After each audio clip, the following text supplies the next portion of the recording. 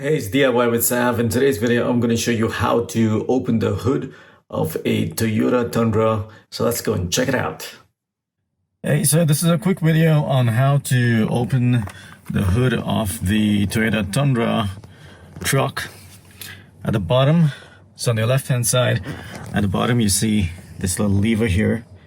As you can see, this little symbol here that shows a hood that's open.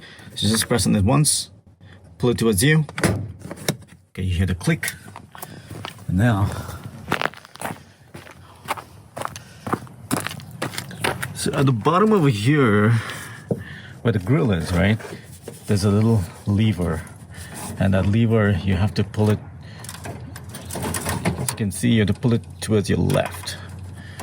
And now, once you pull it towards your left, just move it towards your right a little bit, and there you go. That lifts up.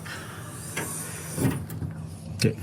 I hope you found the video useful. If you did, make sure you subscribe to my channel. It's DIY with Sav. Until next time, you take care and hope to speak to you soon in my next video. Bye for now.